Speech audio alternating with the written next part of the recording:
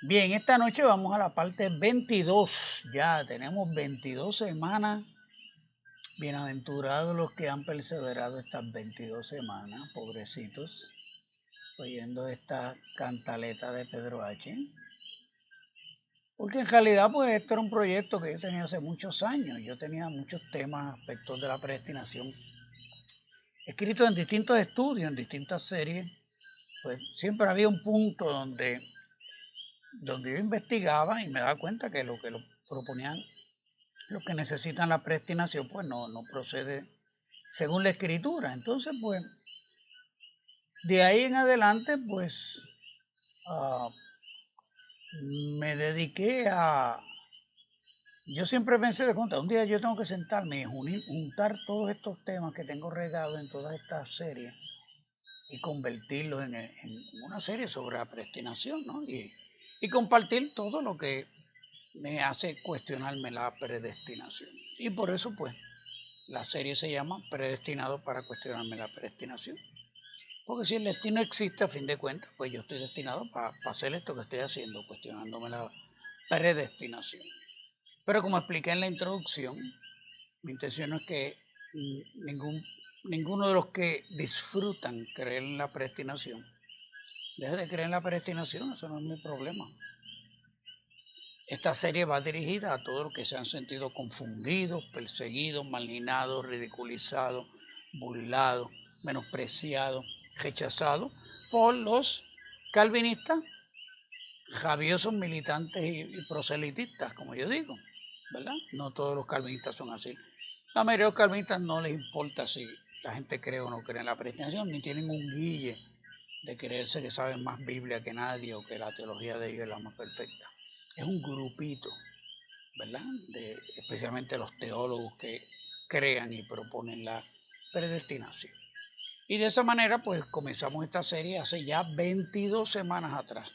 La comenzamos, así que saquen cuenta, llevamos 5 meses y medio, van a ser hoy los que estamos aquí, ¿ok?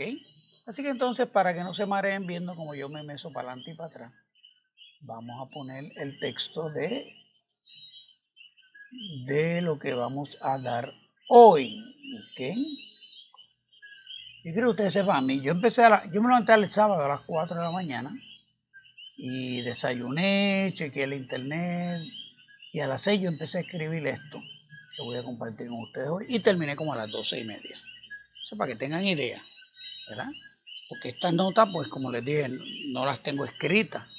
Algunas cosas sí están en algunos estudios bíblicos y en su momento voy, busco y rebusco, pero como quiera tengo que redactarlo. Y a veces estoy, ¿sabes? 10, 15 minutos pensando cómo voy a expresar un pensamiento en un párrafo, porque quiero que esté claro, que esté en armonía con todo lo que he venido diciendo y que parezca todo coherente, ¿ok? Estamos con cómo Berkhoff construyó sus definiciones y hoy estamos en la parte 6 de Berkhoff. Fíjense que yo comencé con Agustín, ¿verdad? Como Agustín construyó sus definiciones. Hoy mismo posté en Facebook un par de videos sobre, ¿verdad? Los desaciertos de Agustín, muchas cosas que no se saben de Agustín, pero que están ahí en la historia, ¿entiendes? Y como yo he venido diciendo y se confirman estos videos que puse hoy, siempre yo he venido, ¿sabes? Desde que yo empecé a leerme historias de la iglesia cristiana, me di cuenta que la predestinación nunca fue una discusión en los primeros 3 siglos. Es Agustín el que comienza la discusión y a construir la doctrina de la predestinación según, ¿verdad? ¿Verdad? Estas personas la construyen con la elección, el decreto, etc. Y después esa discusión desaparece o se tranquiliza hasta la Reforma Protestante, donde la mayoría de los reformadores vuelven otra vez a traer a discusión el asunto de la predestinación y la promueven y la establecen, ¿okay? Y la imponen en aquellos lugares donde la reforma logró el control del gobierno, ¿okay? Y eso pues no se sabe. Les he venido diciendo que ¿verdad? Hay una conexión que yo no la he estudiado personalmente, pero hoy mismo estaba escuchando varias conferencia de cómo en la doctrina de la predestinación, comenzando con Agustín y luego en los reformadores, hay mucho concepto gnóstico. Y eso pues hay que tener mucho cuidado. Aparte, claro, yo aquí el énfasis que he venido dando es sobre la hermenéutica. Y me inventé un nuevo término que se llama la predestinéutica, para que entiendan que es la forma en que los que necesitan la predestinación nos quieren obligar a interpretar los textos de la Biblia. En la sección anterior cuestioné de las definiciones sobre el decreto que hace Berkhof, la relación del decreto con el conocimiento de Dios. Y allí vimos cómo deja establecido cómo define el conocimiento de Dios entre conocimiento necesario y conocimiento libre. Y de ahí pasa a definirnos que el decreto surge del conocimiento necesario y luego el conocimiento libre surge del decreto. Según él, esto explica mejor la predestinación que como la explican otros teólogos que explicaron que Dios predestina porque preconoce, y Berkhof prefiere decir o que creamos que conoce porque decreta.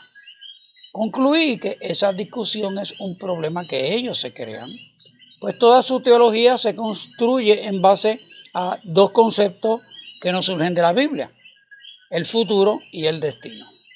Les repetí que Dios no tiene que decretar, ni destinar, ni crear nada para conocer todo a la vez y desde la eternidad todas las posibles acciones de todas las posibles criaturas.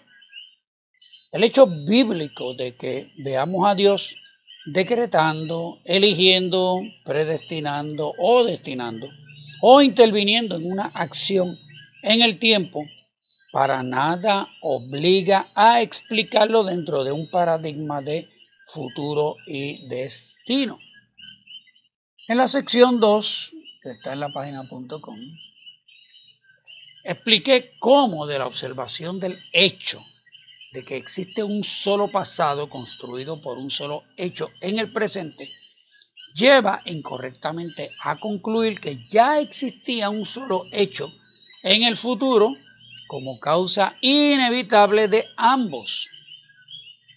Cuando vemos a Dios decretando, eligiendo, predestinando o destinando o interviniendo en una acción en el tiempo, el contexto nos dice por qué y para qué Dios lo hace sin necesidad de limitarlo a un esquema de futuro destino. No nos muestra el texto a un Dios actuando para cumplir con un libreto en donde Dios es el único actor con voluntad y el resto de los actores son meros autómatas que hacen el papel asignado. Si la Biblia fuera una novela escrita por los hombres, como creen la mayoría de los incrédulos, se le olvidó a esos escritores poner una advertencia al principio de la novela explicando que hay un solo actor. Si la Biblia fuera una obra de teatro, según el concepto calvinista, no sería ni tan siquiera un drama. Sería una presentación de marionetas o títeres y Dios sería el único manejándolos a todos. ¿Okay? O sea, si la Biblia fuera una obra de teatro, como dicen los calvinistas, pues no habrían actores, serían o títeres o marionetas, ¿verdad? Serían muñecos controlados por hilos o serían estos muñecos, ¿verdad?, que alguien mete la mano dentro de ellos y los maneja. Si fuera una obra de teatro la Biblia. Pero no es eso. No es eso.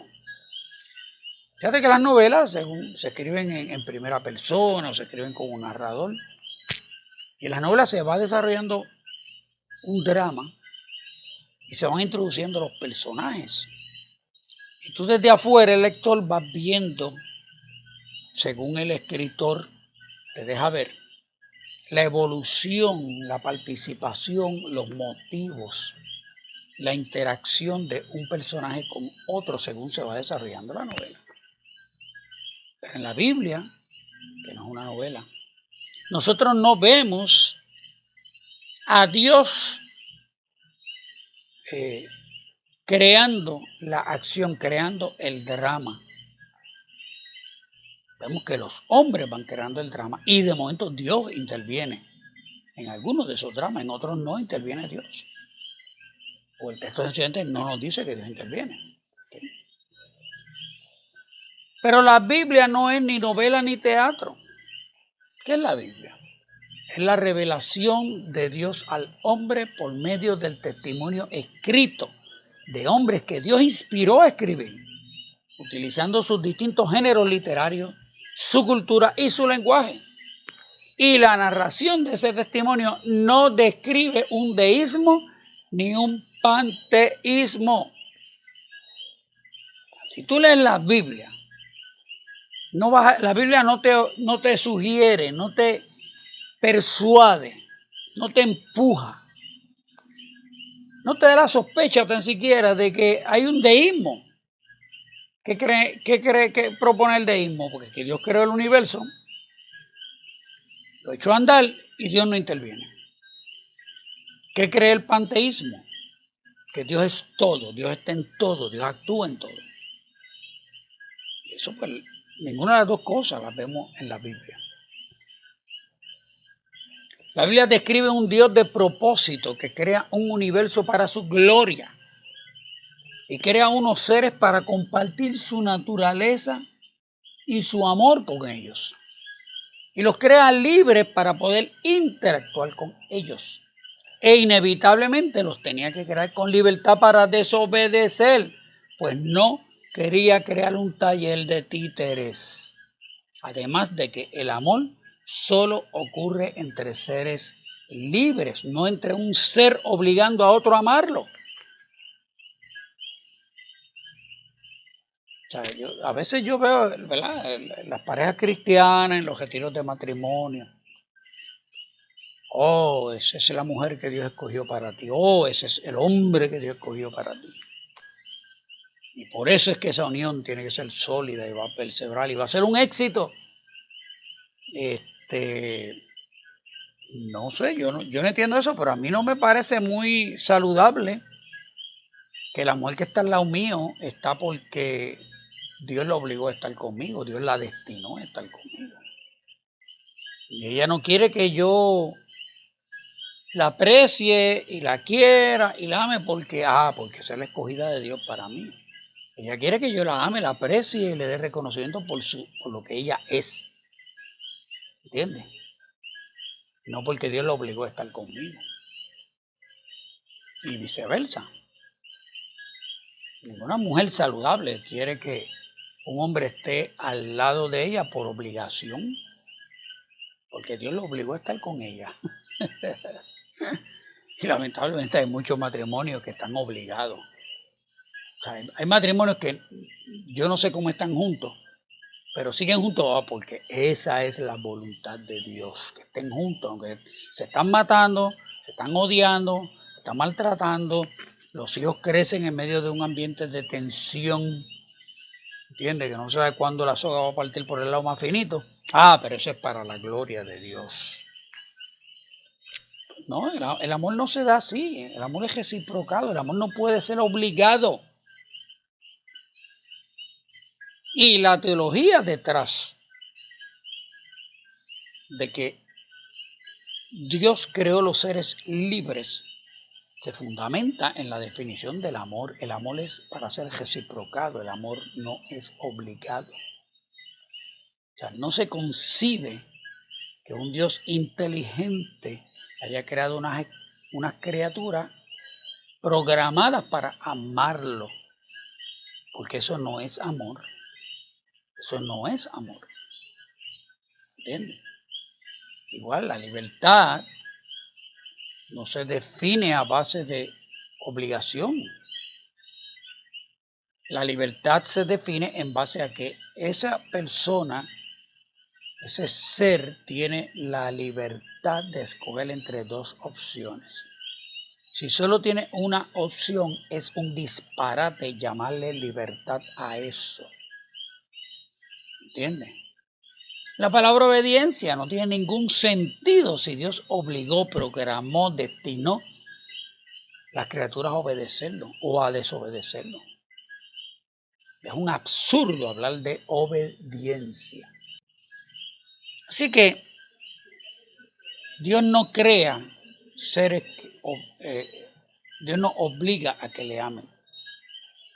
El que Dios creara seres obligados a amarlo y obedecerle, como nos obliga a concebir la doctrina del decreto, fue la tesis del diablo en el libro de Job. Así que vayan al libro de Job, ábranlo. ¿Cómo comienza el libro de Job? Y Jehová dijo a Satanás: ¿no has considerado a mi siervo Job, que no hay otro como él en la tierra, varón perfecto y recto, temeroso de Dios y apartado del mal? Respondiendo Satanás a Jehová, dijo: ¿acaso teme Job a Dios de balde? ¿No le ha acercado alrededor a él y a su casa y a todo lo que tiene? Al trabajo de sus manos has dado bendición, por tanto, sus bienes han aumentado sobre la tierra. Pero extiende ahora tu mano y toca todo lo que tiene y verás si no blasfema contra ti en tu misma presencia. Job capítulo 1, versos del 8 al 11. Les estoy diciendo que el que Dios creara seres obligado a amarlo y obedecerle, como nos obliga a concebir la doctrina del decreto. Esa fue la tesis del diablo en el libro de Job, y aquí lo vemos.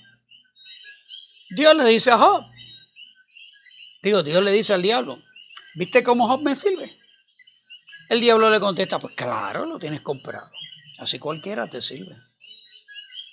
El diablo, como todas las voluntades que se rebelan, no comprende, no se le ocurre que su condición se debe a una decisión de su voluntad libre. Tiene que haber sido que Dios lo empujó a esa condición. Lo que concluyen esta gente. Lo mismo lo vemos en Caín. Tú nunca vas a ver a Caín arrepintiéndose o asumiendo responsabilidad por lo que le pasa. Todo el tiempo Caín está acusando a Dios, señalando a Dios. Como no se les ocurre que la causa es el mal uso de su voluntad, pues eso los hace responsables de su condición. Tiene que ser que Dios creó las condiciones para empujarlos a desobedecer, si esa era la intención de Dios. O hubiera creado las condiciones para empujarlos a obedecer, si esa hubiera sido la intención. Dios le trae la observación sobre Job al diablo, no para que el diablo reconsidere su decisión, pues ya está reprobado, sino para que nosotros, en el siglo XXI, entendamos que se puede decidir escoger servir a Dios por Dios mismo y no porque Dios nos obliga o coacciona a servirlo. La tesis del diablo es que Dios no es digno como para que los seres le sirvan voluntariamente y que solo le sirven si son manipulados a hacerlo. La tesis de Dios: Job no me sirve por lo que le doy. Para probarlo voy a permitir que el diablo le quite a Job. Esos incentivos que alega son la única razón por la cual Job le sirve a Dios. ¿Qué pasó? Y Jehová dijo a Satanás: ¿no has considerado a mi siervo Job, que no hay otro como él en la tierra, varón perfecto y recto, temeroso de Dios y apartado del mal, y que todavía retiene su integridad, aun cuando tú me incitaste contra él para que lo arruinara sin causa? Respondiendo Satanás, dijo a Jehová: piel por piel, todo lo que el hombre tiene dará por su vida. Pero extiende ahora tu mano y toca su hueso y su carne y verás si no blasfema contra ti en tu misma presencia. Y Jehová dijo a Satanás: he aquí, él está en tu mano, mas guarda su vida. Job capítulo 2, verso del 3 al 6. Vuelve el diablo a alegar que todavía queda un incentivo por el cual Job está obligado a servir a Dios. Dios no solo confía en Job, sino que nos está dejando saber que se puede servir a Dios sin incentivos. ¿Cuál de las dos tesis se comprobó? ¿Qué? ¿Recibiremos de Dios el bien y el mal no lo recibiremos? En todo esto pecó No pecó Job con sus labios. Job 2:10. La tesis del diablo es, como único alguien te sirve, es que tú lo obligas a servirte. Y la tesis de Dios, no. El hombre, los que me sirven porque me aman, son libres para amarme, son libres para escogerme. Y para probarlo te voy a permitir que le quites todo. Esta semana hemos visto el dolor de una familia al perder un hijo. Job y su esposa perdieron 10 hijos el mismo día. No solo perdieron todo, la riqueza en un día, perdieron 10 hijos. Mucha gente critica a la mujer de Job, se impía, carnal, que le dijo a Job, ¿por qué tienes tu integridad? Blasfema a Dios y muérete. Y Job le contesta, como cualquiera de las mujeres fatuas ha hablado, ¿qué? Recibiremos de Dios el bien y el mal no lo recibiremos. Mucha gente critica a esa mujer en ese momento, por lo que le digo a Job. Se olvidan que esa mujer lloró frente a 10 ataúdes en un día. Bien se portó la mujer de Job. Pero bueno, en el drama descrito en Job, no vemos a Dios obligando a nadie a hacer nada, ni vemos actuando a nadie de acuerdo a un libreto escrito, entiéndase, acciones decretadas de antemano. No vemos que las acciones descritas ocurren porque ya Dios las preconocía. No vemos que Dios sabe lo que Job va a hacer porque Dios lo predestinó a hacerlo. Vemos que Job ama a Dios independientemente de lo que Dios hace por él. Si Dios le da, Job le sirve según el diablo. Eso es lo que el diablo está diciendo. Job te sirve porque tú le das. Deja de darle para que tú veas cómo te blasfema en tu presencia, en la cara. ¿Okay? Vemos que Job ama a Dios independientemente. Perdón, nada de darle para atrás. No vemos que Dios sabe lo que Job va a hacer porque Dios lo predestina a hacerlo. Vemos que Job ama a Dios independientemente de lo que Dios hace por él. Si Dios le da, Job le sirve según el diablo. Si Dios le quita, según Job, pues la idea de la acción de quitarle fue del diablo, entre paréntesis. Si Dios le quita, Job le sirve según Dios, pues se le puede servir a Dios sin incentivo y voluntariamente. Los que creen que Dios decretó que Job le sirviera, quieren que veamos eso en el pasaje. Pero lo que el pasaje nos muestra claramente, lo que el pasaje nos muestra claramente es que el asunto es si a Dios se le sirve de balde, que fueron las palabras del diablo, o Dios hace que se le sirva. Ese es el issue que está ahí, la discusión que está.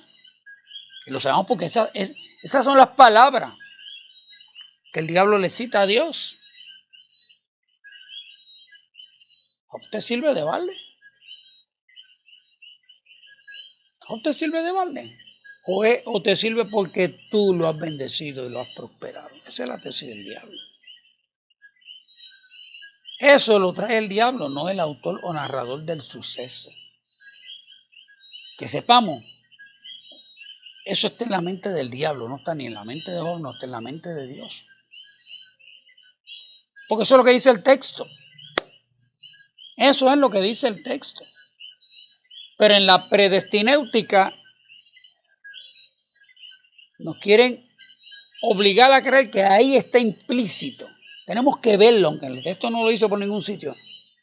En los 30 y pico de capítulos de Job, 40 y pico, no lo dice, pero la predestinéutica nos quiere decir que sí, que todo lo que ahí ocurrió fue decretado.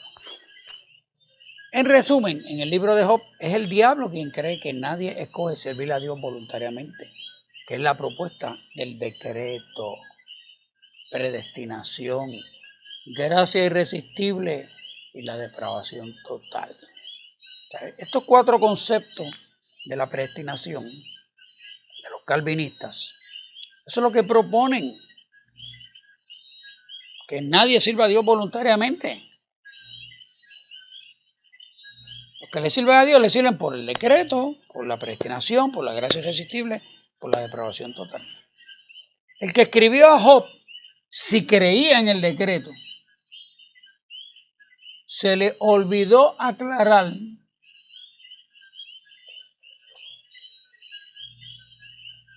cuando muevo aquí las páginas se me pierde todo. El que escribió a Job, si creía en el decreto, se le olvidó aclarar que Dios había decretado que Job le sirviera y que Dios había predestinado tanto las acciones del diablo como de Job. Debió también haber aclarado que el diablo no tenía idea de que Job estaba predestinado a salvarse, creer, amar, temer, obedecer, etc. a Dios. Pues si lo hubiera sabido, no se hubiera atrevido a traer el asunto. O sea, ¿en qué cabeza cabe el diablo, un ser tan inteligente? Y va a venir a cuestionarle por qué Job le sirve. Si el diablo tenía que haber sabido que Job estaba predestinado desde antes de la fundación del mundo a servirle a Dios. ¿Entiendes?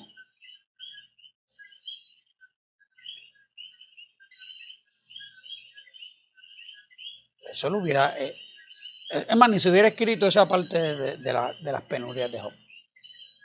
Se le olvidó también al escritor de Job también aclarar por qué Dios no aprovechó y le aclaró al diablo que sus escogidos no le sirven por lo que Dios le da o le quita, sino porque está decretado que van a servir. O sea, el primer libro, el libro más antiguo de la Biblia se entiende que es Job. ¿Okay? ¿Por qué Dios ahí no inspiró al escritor a dejarnos claro que Dios había decretado lo que iba a pasar? Nosotros no vemos en Job eso. Y mira que hay doctrinas en Job. Montones de doctrinas están contenidas en el libro de Job. O por lo menos el comienzo, la primera parte de la revelación de muchas doctrinas están en Job. Una razón por la que se cree que Job es el libro más antiguo de la Biblia es porque no hay mención ninguna a la ley. ¿Okay? Es patriarcal en los conceptos de Dios que expone. Ok. ¿Qué probó Dios en Job?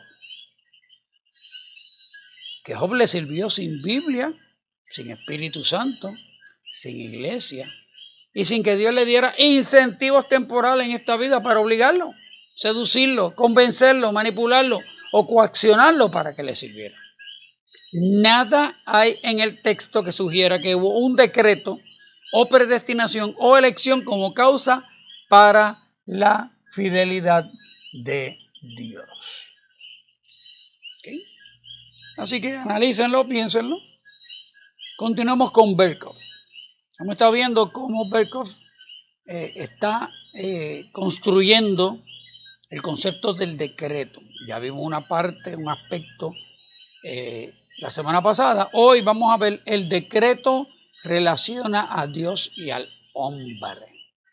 Abro la cita de Berkhof. Ante todo, el decreto tiene referencia a las obras de Dios. Sin embargo, está limitado a las óperas ad extra o actos transitivos de Dios y no pertenece a la esencia del ser de Dios ni a las actividades inmanentes dentro del ser divino que desembocan en las distinciones trinitarias. Dios no decretó ser justo y santo ni existir en tres personas y una esencia o generar al Hijo. Cosas como estas son necesarias y no depende de la voluntad opcional de Dios. Aquello que es esencial al ser íntimo de Dios no puede formar parte del contenido del decreto. Esto incluye solamente la ópera ad extra o exeuntia. Todos estos son términos teológicos. Pero en tanto que el decreto pertenece fundamentalmente a los actos de Dios mismo, no está limitado a estos, sino que también abarca las acciones de sus criaturas libres. Y el hecho de que esas acciones están incluidas en el decreto las convierte en absolutamente seguras aunque no todas se efectúan de la misma manera. Tratándose de algunas de ellas, Dios decidió no solamente que acontecieran, sino que Él mismo haría que acontecieran, ya fuera inmediatamente con la obra de creación o por medio de causas secundarias que continuamente son mantenidas por el poder divino. Dios mismo se hace responsable de que acontezcan. Sin embargo, hay otras cosas que Dios incluyó en su decreto y por tanto las convirtió en seguras, pero que no decidió efectuarlas Él mismo, como son los actos pecaminosos de sus criaturas racionales. El decreto donde incluye semejantes actos generalmente se llama decreto permisivo de Dios. Este nombre no implica que el futuro de estos actos no sea seguro para Dios, sino simplemente que Él permita que tales actos acontezcan por medio de la libre agencia de sus criaturas racionales. Dios no se hace responsable en forma alguna de tales actos pecaminosos. Cierro la cita de Berkhof. Aquí en la mayoría del párrafo, Berkhof explica que el decreto solo se refiere a las obras, de Dios aparte de Él. En otras palabras, Dios no decretó ser trino u omnipresente o eterno. El decreto solo aplica a lo que Dios va a hacer aparte de Él. Esto es obvio. No tengo que cuestionármelo. Pero cuando entra en definir cómo el decreto opera en las acciones de las criaturas, lo que yo vengo designando como los seres, dice, abro la cita, sino que también abarca las acciones de sus criaturas libres. Y el hecho de que esas acciones están incluidas en el decreto las convierte en absolutamente seguras, aunque no todas se efectúan de la misma manera. Cierro la cita. Ya ahí da por sentado que el decreto predestina las acciones de los seres. ¿Ok? Una nota al calce. Al principio en las definiciones yo les expliqué que Dios creó el mundo espiritual. Dios creó el mundo material con sus leyes, limitaciones. Hay unas cosas que están determinadas a operar de cierta manera, tanto en el mundo material como en el mundo espiritual. Pero aparte del mundo espiritual y el mundo material, Dios creó los seres. Y los seres tienen características que les permiten operar en ambos ambientes, el material y el espiritual. Y Dios los creó con voluntad libre. Aquí Berkhof le llama a las criaturas racionales y le dice criaturas libres. ¿Okay? Pues entonces da por sentado cuando las mencionan que el decreto predestina las acciones de los seres, al decir que las asegura. Esas acciones pues ya están predestinadas. También nos programa a aceptar el esquema calvinista cuando nos dice que las criaturas son libres. Cuando sabemos que según el esquema calvinista, si todas las acciones son seguras, entonces no son libres. Pero, para que no vayas a darte cuenta de que acciones absolutamente seguras y criaturas libres es un oxímoron, va a desarrollar la idea de que tienen distinto origen, aunque eso a mí no me convence para nada. Abro la cita de Berkhof.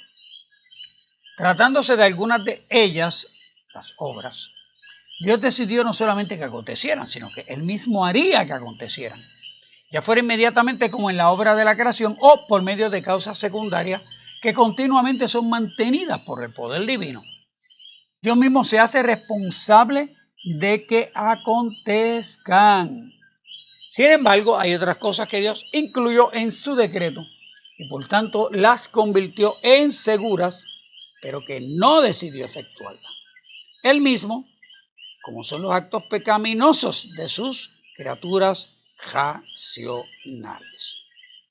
Él va a dividir, fijo la cita de Berkhof, Él va a dividir las acciones que todas son seguras por el decreto entre las que Él va a hacer que ocurran y las que no. ¿Okay? O sea, todas las acciones, todo lo que va a acontecer, está asegurado por el decreto, porque Dios lo decretó, punto. Pero va a diferenciar en cuáles Él va a hacer que ocurran y las que no. Y de ahí define que Dios es responsable de las que Él hace, pero no es responsable de las que Él decretó no hacer. Escogió no hacer las acciones pecaminosas de sus criaturas racionales. O sea, Él decreta todas las acciones y eso las asegura.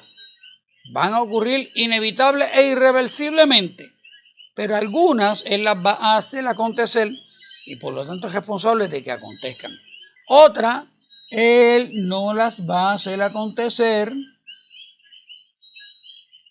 por lo tanto no es responsable. Vemos cómo juega con las definiciones este señor Berkov. Las acciones absolutamente seguras van a ser ejecutadas por criaturas libres, que me imagino deben ser absolutamente libres, pues todas las acciones quedan dentro del decreto que las hizo absolutamente seguras. Así que libre no tiene que ver con poder tener la libertad de decidir qué acción escoger, pues cada acción es absolutamente segura. ¿Entendieron eso? Eso es lo que él está diciendo ahí.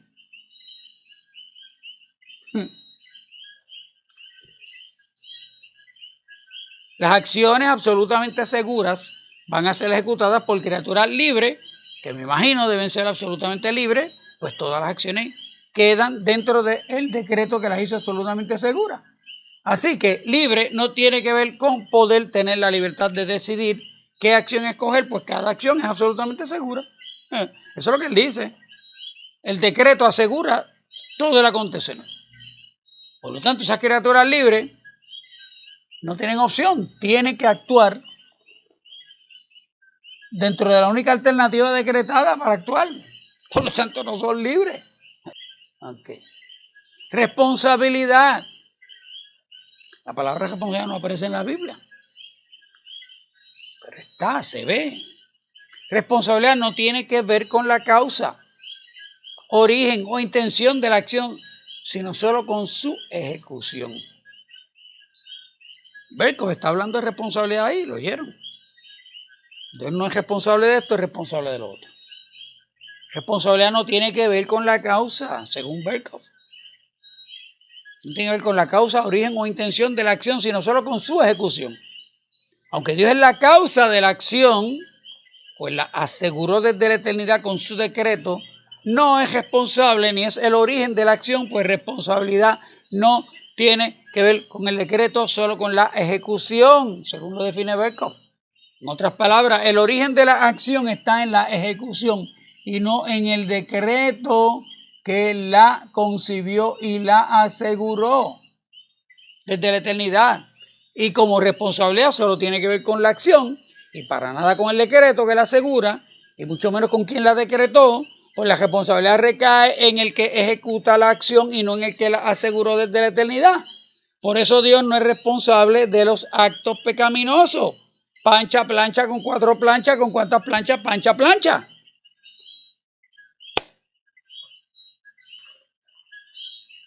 También, continuando con Berkov, para que no nos demos cuenta del oxímoron, un oxímoron son dos cosas contrarias en una oración, como si fueran ciertas las dos a la vez. Y no, eso no es lógico. O sea, dos cosas contrarias son dos cosas contrarias. No pueden querer decir lo mismo. ¿Ok?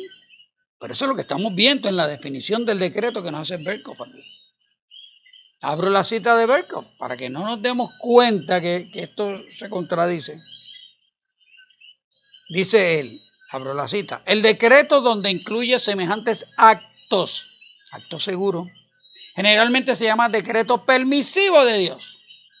Este nombre no implica que el futuro de estos actos no sea seguro para Dios, sino simplemente que Él permita que tales actos acontezcan por medio de la libre agencia de sus criaturas racionales. Dios no se hace responsable en forma alguna de tales actos pecaminosos. Cierro la cita de Berkov. Lo están viendo en su pantalla, ¿verdad?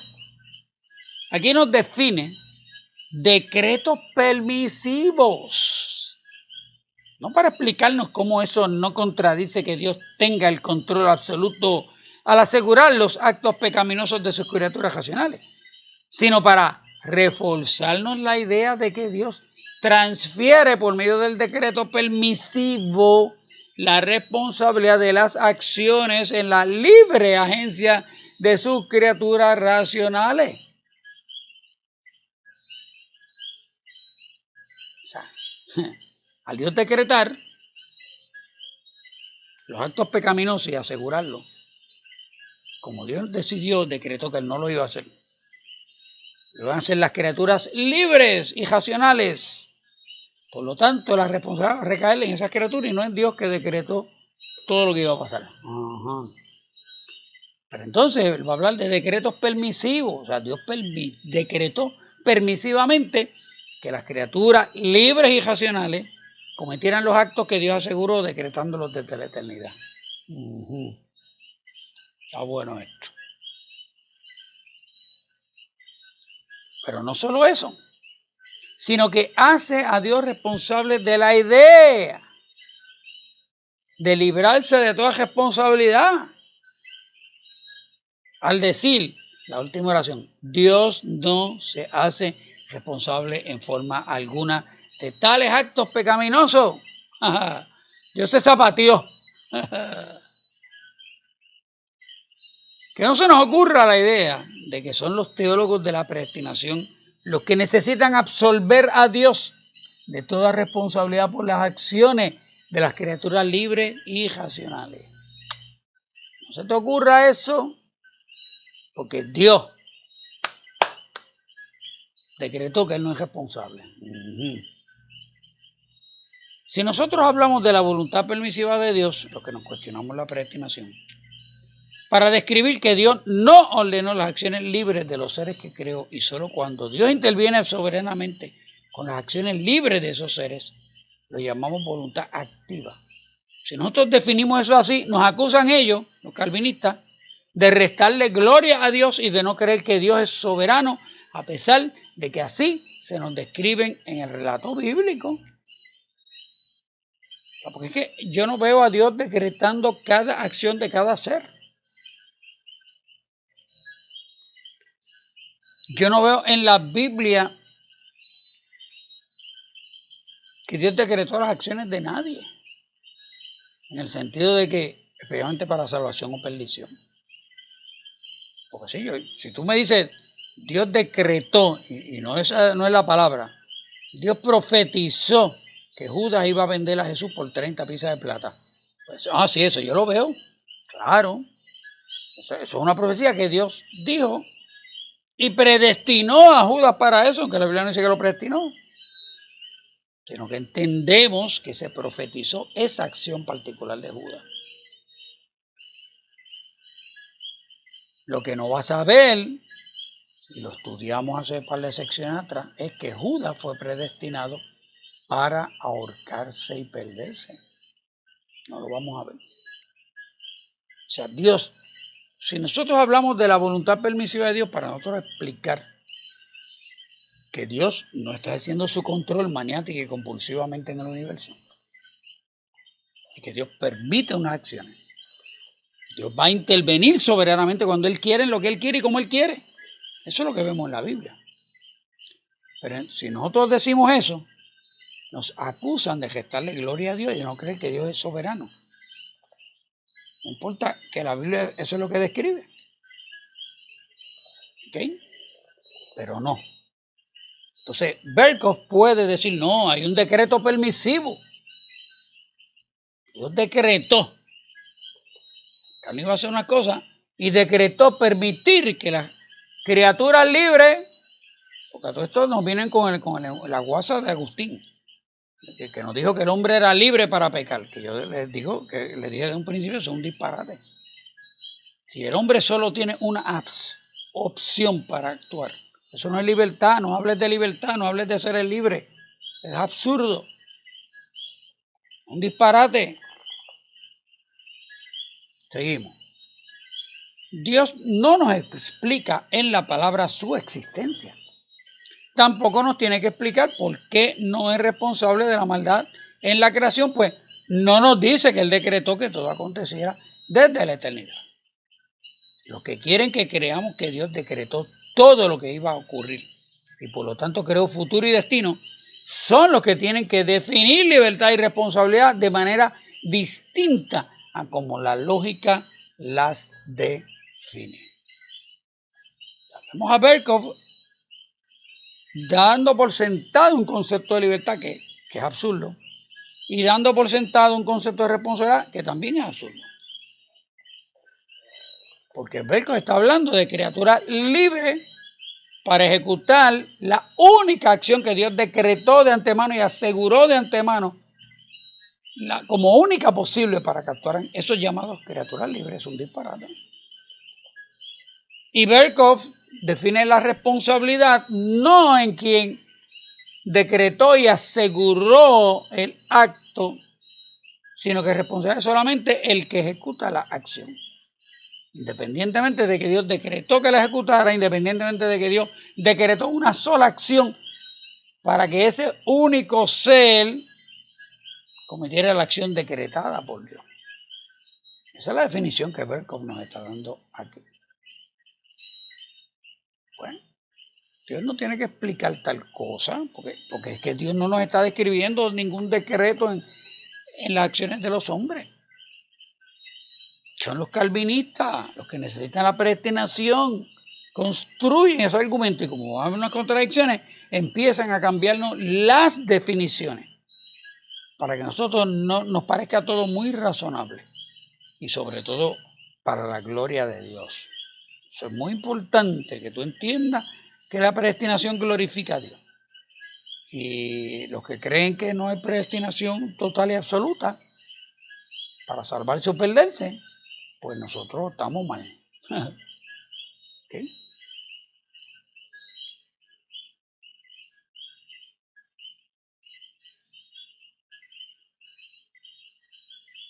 Así que en la palabra nosotros no vamos a ver a Dios